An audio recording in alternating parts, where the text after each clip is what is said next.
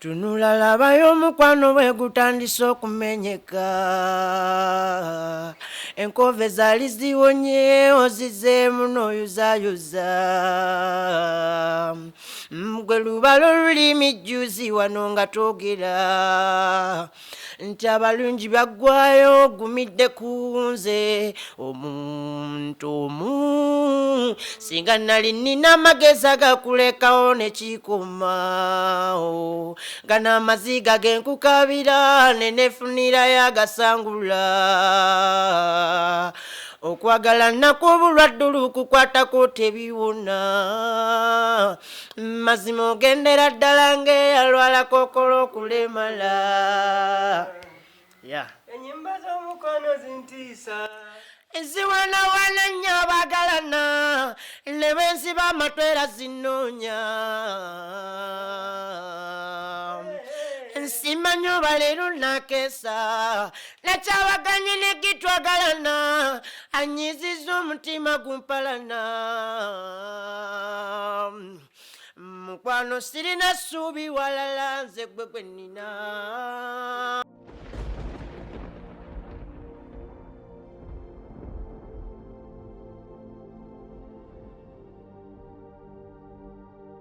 Omulabi waffe omulungi wa Blaze Media tukwaniriza olunaku olwaleero.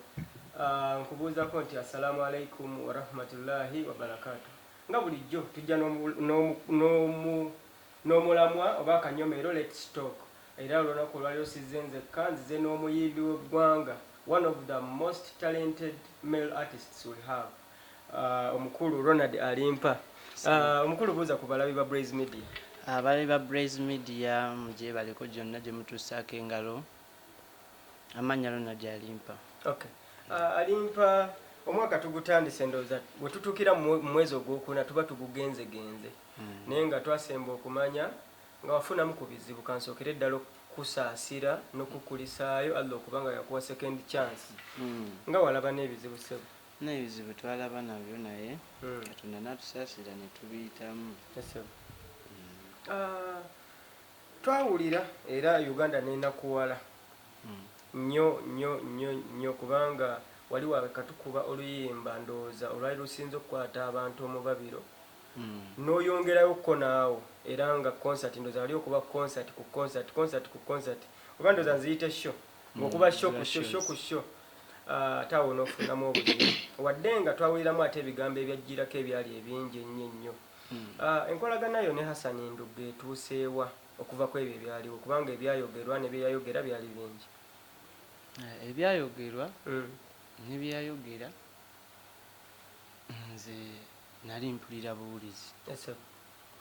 Nze Hassan simuyinaako obuzibu era amawulire gonna buli muntu ajja nambuza ekibuuzo ekyo naye nze ansa gye nsobola okuddamu.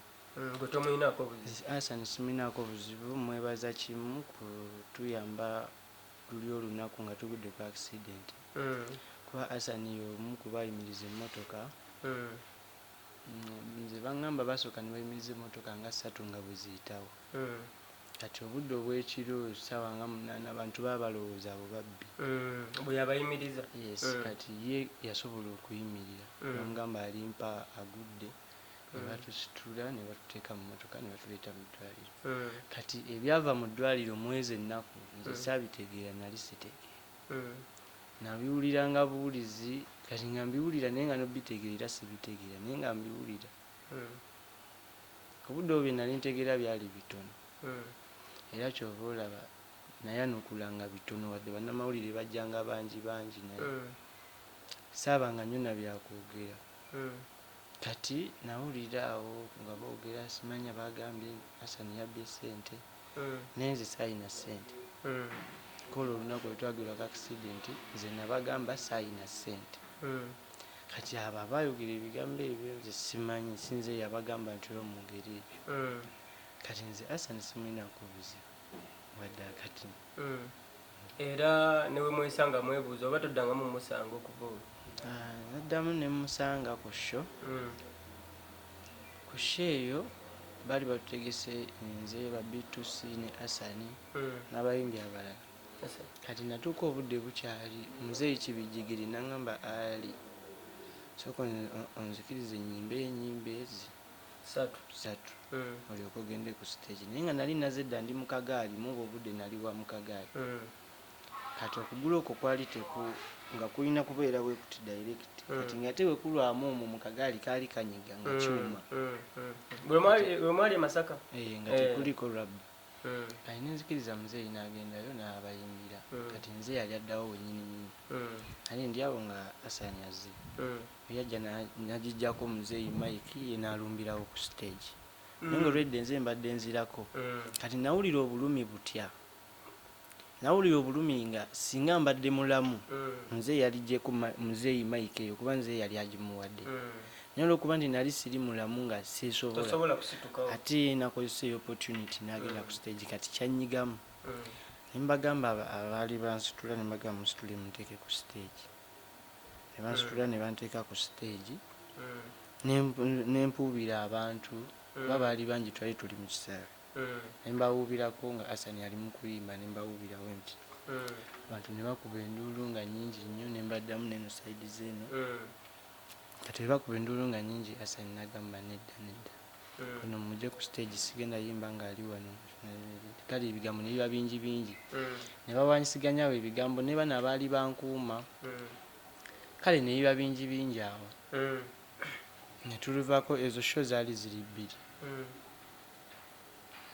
n'avaayo ku stage n'ennyimba ne tugenda kati show endala eyaddako neŋŋamba abakubi b'ebivuga era nze nsooka Asani newe kiba ki kuba twali tukubira ku live naye ngaeyo live yaffe yali yaffe ne Trust Band kati baali baleeta kati ng'osobola obbagamba nti oyo temumukubira nze nsookawo kati nembagamba abakubi b'ebivuga leero nze musooka kuba nze nzija olwedde obudde bukyali kati obwo budde nalinga mba njagala kwebaka bwe nti nga bwe ntuula bwe nti mba sisobola olw'ebyuma bye baali bakutaddemu kati she yaddako naye teyali mubi yakkiriza ne musooka nga si byamaanyi nga seeri kuba bantu bangi kale bakikomentinga kawo wennyini abaali mu show abategesi b'ebivulu n'abayimbi be twali nabo kale balaba nga tekyali kirungi kale ndowooza naye nakitegeera era she yaddako twagiyimba bulungi nga tewali mbiranye eziri ezaali eri kati nze simulinaako tabu ng'oggyeko challenge eyo gye wafunamu nti olw'okuba nti olaba omuntu ayinza okuyiikirizaamukko olw'okuba teweesobola n'owulira nga kikuto kyalinga psychologically challenges kyendala z'osanze okuva akaseera we walwala kubanga tugibalanga setback nti omuvinze abantu bakwaniriza oyina amaanyi n'oluyimba challenge nnyingi zensanze nze sisobola nakugira kale nsobola okwogerako ezimu nti mbadde nga buli obudde nti nsobola okutambula neŋŋenda wali nenfunawo kyenjagala naye kati kibadde kimmenya nnyo nga mpita buyisi muntu kati nga kinnuma nnyo okuyita omuntu emirundi nga 10 nga tampulira tugeze oba ndi mu kisenge nga bansibiddeyo sisobola vaayo ate nga nina kyenneetaaga kati nga ate bendi mu kuyita tebawulira kati ekintu ekyo kibadde nga kimmenya nakyo nnyo naye kati nsobola okyekolera nsobola otutuuka wali nenfuna kyenjagala nebiba binnuma era ŋŋuma neŋŋenda okusinga lwoyita kale okusinga lwoyetaaga nga tekijja kuba obimanyi nsobola okubaako nekintu kyeweetaaga naye nga tosobola kyetuusakaawo bintu bingi kubanga bw'oba omulamu okola bingi ate oba omulwadde byonna baba bakolera bikolere kati olowooza mu kuteebereza ebbanga lyewakamala nga bakuggyemu ebyuma okusinziira olowooza ebbanga lyenkananga ki lyewakamala kati kubanga abamu bakakola bawikisinga 2 wiiki emu ng'olweriizinza oluyimba olupya naye nga tuyinza obutamanya mabegakaawo ebbanga lyomaze ng'osobola okweyima okugulu kuno kwolaba tekuliimu kyuma ebyuma babintiisa nga tuli mulago ne bantwala mu ddwaliro ewabali baawo ne banzijanjabira eyo kati waliwo ekiseera bwe kwatuuka kuno kugulu ng'eggumba liringa eryagala okuddamu okufuluma nga nzizeemu okutambula naye nga linga eryagala okuddamu likuba lifulumye. Ne batufunawo omusawo gwe baatulagirira twali eyo mu ttuwa. Ne tufuna omusawo ali awo Ssanje ne batulagirira ne tugendawo. Twatuukawo omusawo n'atugamba libadde libulayo ennaku ezo lifulume liddemu likube lifulume. Addamu n'alisibya ebibye ebirala nziddayo nenzirawo nentandika okutambula. Juzi nali nva ku show mu gwe 12 17 nali nzira mu luumu nga tutambula nga ntandise okutambula bulungi. Wano wenakoledde oluyimba ne kididi nawadde ntambula ngo n'omuggo gyonna ngitadde ng'oli ku bigere. Kati naserera nengwa nenziramu nenfuna obukosefu mukunira okugulu ate kale nenzirawo wansi nakaddamu otambula mu nnaku zino. Ekitegeeza wadde nga obadde tosobola kutambula emabegako obadde olina opportunity nti osobola ogenda n'akagaaliko nga bwe twakulabako ne show emu ng'osobola ogenda n'operforminga nti tosigadde waka kubeera nti ate obeera challenged financial. Nze ndi mugumu ate n'ekirala manyi Katonda. Kati ngumira nnyo ku maanyi ga Katonda era ngamba kati tugende ebiddako Katonda yamanyi era ne tugenda show neggo. Bakutiisaamu awo ne batugamba nti ate Alimpa enkolagana ye ne maama we yonoonese ng'alina ku kitanda. Ne tugamba kiyinza obutasoboka okubanga maama yamulwaddeko ku kitanda. Bagamba batya mbu ate batabuse omulwadde ayinza ate otabuka n'omuntu omulala. Just nze nina ebintu byeneewuunya mu bantu okusinziira nate nga tebineewuunyisa nnyo kubanga bigambo ebyo ebigambo ebikozesebwa era abantu. Naye nze mmanyi omwana ne maama kintu kyanjawulo. Si kyekintu omuntu kyandivuddeyo n'abagaininga n'abeera ku ekyo. Kati nze obulamu bwa mama wange nange ebyaffe biralamu. Mama wange yenze first born we era ayina nze omulenzi omu mutaata wange. Kati mama wange anjagala nnyo. Nze obuzibu bwe nafuna ne mama tebwali kunze wabula mama yali tayagala mukyala gwe nali mpasizza. Omukyala yakuliko ku kitanda emulago. Yes, kati nga ye mama ngamba tamwagala ate nga nze mu budde obwo mwagala. Obudde obwo yalina lubuto kati ne tufuna obutakkaanya obwo nga ye tamwagala ate nga nze mwagala. Naye ebyo byatuuka ne biggwawo kuba omukazi yatuzaalira omwana gyali baby boy awezezza omwaka mulamba. Kati ebyo byaggwawo tuli bulungi ne mama naddayo waka mu kyalo. Ntumyamu awo ne mugulirayo n'akapuloti era alinawo akapuloti ajjako abalaga. Kati njagala mbatwaleyo bannamawulire kuba ebigambo byabasukkako bo tebalina oba simanyi oba abantu oba bannamawulire be batalina nnyo. Kati ngenda batwalayo ne bannamawulire ne batikitoka ewaka ewa maama balabe ate engeri nze gyanfaako. No bo balabe nze engeri mama wange gyanfaako nabo bawulire ensaalwa kubanga waliwo nabo balina naye nga tebabafaako. Nze mama wange tasobola ziba nga tankubidde essimu. Ne waliwo abaziba ye nga ye tankubidde ne waliwo abaziba nga bo tebabakubidde nga naye tamukubidde. So nga ate gwe maama wo buli lunaku akukubira ebyaddala. Era ennamba nze bwe mba mukubira sinoonya eri ebeera wano we bakubira.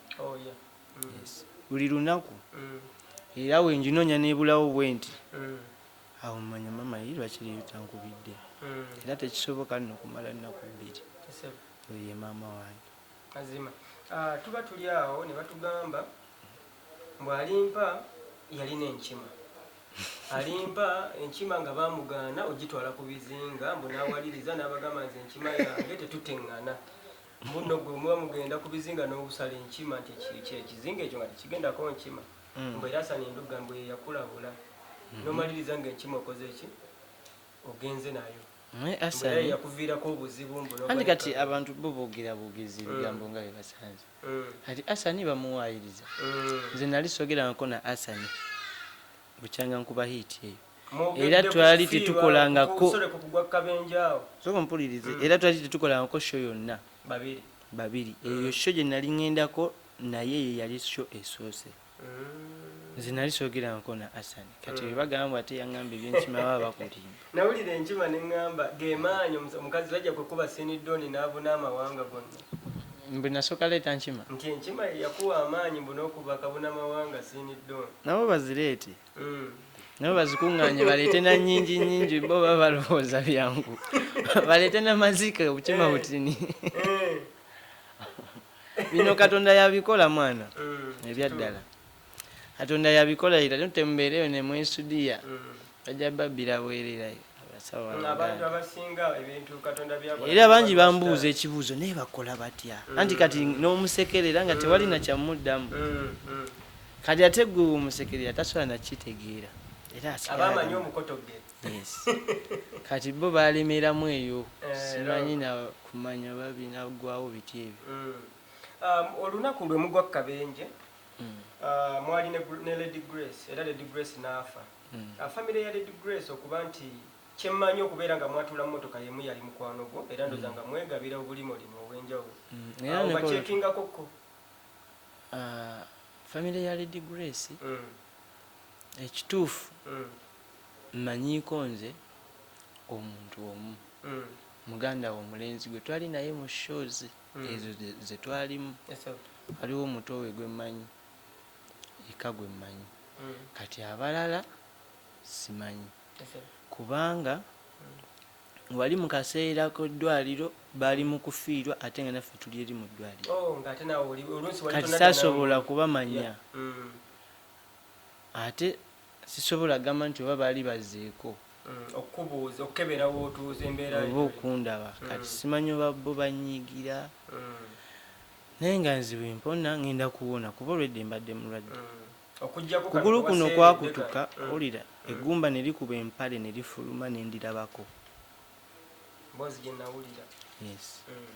kati buli muntu amenyeka mumenyeka enjawulo naye ffe twagwa nnyo era nsanga omuntu nannumya nanga nze mwana namenyeka ogulu naye nawonera myezi 3 nga ndaba nsumbu w'omutwe wamenyeka ki nze nagwa emmotoka neggwawo abantu ne bafa era buli omu yali yeewuunya emmotoka eyeezinze bwetyo kisoboka kitya okubanga kati nti omuntu asobola n'okugamba naye nga aluddewo okuwona naye nga tamanyi wamenyeka otya kituufu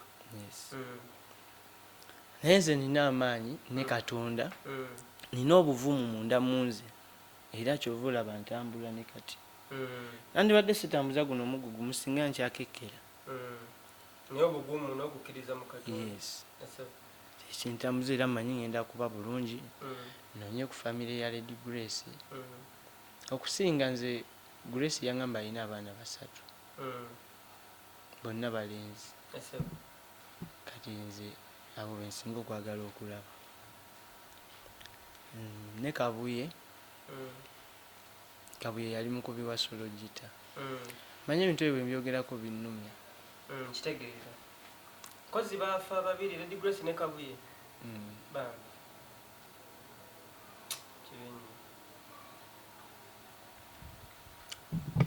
kibi nnyo sorry nga bwe mulaba omuyimbi buli wanyumya ku mboozi ezo ezaaliwo yafiirwa abantu abaali bakyaliibe naddala Kabuye eyamukubiranga solo gita omuntu akuba solo gita aba ategeera nnyo omuyimbi era omuyimbi aba amuwulira nnyo ku stage nti yamuwa ekyo kyennyininyini kyaba akola kye kyaba ayagala communicatinga naye kati Alimpa nga mulaba going emotion buli wawulira ku mboozi ez'accident n'abantu ab'omuwendo bwe yafiirwa Lady Grace bayimbanga bonna ebbanga lyonna Kabuye ali munakuwaza era nebeera nga embeera ekyukamu asola Alimpa naye obulamu bwe buto bwe bubeera abantu bo twawukana nabo mu kufa kuba Katonda bate bwe yateekateeka Alimpa tukulaba nga kati yes wadde ng'otambulira ku muggo ne tukakasa nti Mungu akyakulekedde ekitone kyo kubanga wabanga emmotoka teyakuba bulago kitegeeza eddoboozi yalikulekera era osobola okufunamu ekyokuzza eri abeewaka naawe kennyini pulaani ki gy'olina 2024 kubanga akayimba ko twakawulidde noza natandikidde kayimba akayimba wakakubye nga kamaanyi abawagizi bo abaali bagenda baggwamu essuubi ne bagamba oyo ewaffe Alimpa waffe alabika akyakola ki akyaliwo ng'oggyeko akayimba kano pulaani ki gy'olina gino emyezi egisigaddeyo 8? Emyezi gino egisigaddeyo 8 nakoze video ya Wansi olunaku lw'ejjo Wansi oluyimba olutambula nalukoledde video njagala tugite speed kinzizaako kugenda wa maama kubalaga abantu kuba kireka kye baagala olaba n'okulabako ewaka abakusalira omusango ne maama omwatabuka ne maama ajja kwogera nabo nanti naye bimunyiiza bamukubira essimu kati bwe mmaliriza ekyo mbatereyo oluyimba olulala mu budde sigenda bazikiza wadde omulundi n'ogumu kye mbasuubiza kubaza ennyimba nina nnyingi ate n'abalogo amaanyi gabawedde nze nkiraba esente zaabwe bazibaddize Alimpa okkiriza nti Uganda ekwagala kyo nkikkiriza era nkimanyi nkiraba bakindaze banjagala bannayuganda naye nange mbaagala nnyo bampa essanyu mpulira bulungi nnyo ennyimba abantu abo ne basanyuka nze nsinga n'okuwulira obulungi era nzireyo mu luumu ne mbala ssente zange ze banfuye naye nga mpulira bulungi nenziriako kyenziriddeko nga mpulira bulungi nempaako gwe mpaddeko nga mpulira bulungi era mbaagala nnyo bandabirira ebbanga lyonna olina eddoboozi ery'enjawulo eriri exceptional ery'enjawulo you have a unique talent era nkakasa yensonga lwaki bannayuganda bakwaniriza omuntu yenna ajja wano yenna ne wataba Uganda yokka omuntu yenna ajja with an exceptional talent oba ekintu ekyenjawulo definitely balira balina kwembulesinga nakwaniriza era tusaba Mukama agire nga kuuma abantu basobole okufunako ku ekyo Allah kye yakubulesinga nakyo kubanga bujjogo mubeera talented bangi abatapinga ku ekyo abakutambulirako omukyala ewaka abajja ku show abatunda obunyama abakola ki abatapinga oko baki babeera bangi Federation bafulumiza ssente mu ssako yaabwe era nga abayimbi batandise okwewandiisa abamu batandise n'ozifunako nteekateeka kizolina ez'okujja ku Federation okubanga otapingako ku kasente ako akayingira mu Federation oba gwe tonnabiwulirako nabiwulirako babasewasewa yabiŋŋamba luli naye ngenda kujja ku lwokubiri nyongere okwetegereza nyongere n'okuwulira n'okumanya Okay, inshallah tujja bateera tukubuuza otubuulire wa wootuuse ku nsonga eno okyali muyimbi gwe sirowooza nti wawezezza emyaka egiwera 10 so nga ate waliwo abayimbi ababaddewo emyaka n'egiwera 4 okugeza nga Lord Fred Sebatta muyimbi ki mu kisawe ky'okuyimba kino wano e Uganda ayinza okuba nga yakuinspiring okubeera ng'ojoyininga music nze nga nze nayagala nnyo okuyimba kati okuyimba okwo nayimba nga nze buyimbi ekiba kinyumye kati nayagala nze abayimbi abayimba obulungi aliwo kana kayimba kedda ke bayimbanga onsonyi wa faaza nakemeddwa neneegomba omulala ako nakayimba nkuva ewaka paka ku ssomero kitokatwongeramu ng'eddoboozi linnyumidde katwongeremuko munsonyi wa faaza nakemeddwa neneegomba omulala bisaza kitange era nzireyo mu kkuba eddungamu ako nakayimbanga paka ku ssomero njagala nnyo ennyimba ennungi kale saafanga nnyo ku bayimbi wabula nze nawuliranga nnyimba kati natandika kati nze natandika kwawula okwagala abayimbi natandikira ku David Lutalo ne gundi ono we Masakani Vincent Segawa kati nga njagala nnyo Kamiliyoni ate nagenda mweyongeza kati yasinga nayagala nnyo Moses Radio ne kati akyantiisa era mukkiririzaamu nnyo wadde nga takyaliwo yes naye nga nagwe nsinga okwagala kale oba okuwuliriza music kati nze njagala nnyo music wa Kamilikwezi yes Milikwezi ono ndowooza y'omu naye ku bayimbi nga wogambye Moses Radio era nze ngensobola ogenda mu bbala ne mugamba kati lijje nkuwadde emitwalo 5 njagala Kamilikwezi Moses ne Ali awo mba nguggadde oyo music wange oyo tantama. Music wange tantama, music wa radio tantama, music wa Kamili Request tantama. Naye ng'ate ne Daudi mwagala nnyo. David Lutalo. Yes. Era abayimbi basatu music wabwe ali complicated. Otunira radio, Chameleon ne Lutalo ngeri bavalingamu amaloboozi gaabwe. Ali complicated. King Saha mukkiririzaamu nnyo. Yes. Bayimbi kale njagala nnyo ebintu ebirungi. Ekintu ekirungi mba nkyagala. Kati kwa abayimbi bana King Saha, David Lutalo, radio ne Jose Chameleon. Luyimba ki lwoyinza otuwa ku zaabo? Bonna buli omu kakasa luyimba ki ku zo lwoyinza otuwamu kakapera? Bonna buli omu nina olulwe. Osobola tusampolinga koko. Shali. Kene Kamili. Buli omu yatondebwa n'omukisa gwe Mukama yatutonda yatukolera entegeka bwe yalinga sengeka teyasosolamu buli omu yamuwa omugabo gw'ogugwanidde mukyava kwa Adamu ne Kawa mu Edeni bazaala Kayini ne Abeli munange Kayini yasanjaga Abeli olw'obujja ne fitina kikuwa okuyiga obutapima mukisa gw'olina ku gw'omulala kizaala obujja. Awo ne tukomaawo. Saha nkulaze nti nkwagala naye ate tondiiko ula ne bwenda jana baby tonfaako. Oyo naye mba nkuvutadde. Daudi Lutalo oyo ye mwagala nnyo nina nnyingi naye. Tuweeyo kamu. Bakali wakati. Enzono yalinwanyisa enkutukako emikono nga bamukubye omwana ono yalinyombesa nensakala obulago nga bamuvumye ngenda kutunga n'abakwana kanguleyo magalo n'ekikona gwe ndikwata nti ne munyweza balimusanga mutuze ate sijja mukweka kuba ono yanyumya basinga kati ninze maaso gammwe kugamamirirako mula kirina feesi y'abayonka bw'aba wendinga kanula kyenda mpoza okuwunga kwange ko kubawo agenze. Kati Moses naye mungi. Moses naye mutuweemu. Naye mungi.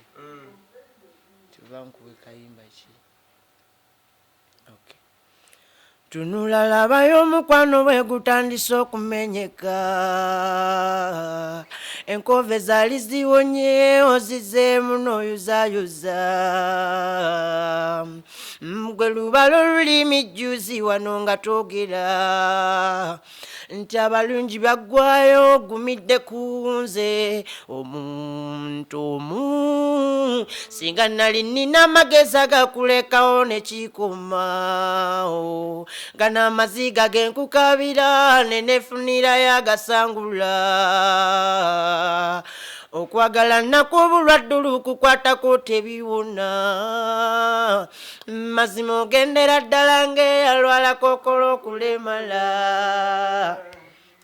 Ennyimba z'omukwano zintiisa eziwanawana nnyo abagalana ne bensiba amatwera zinoonya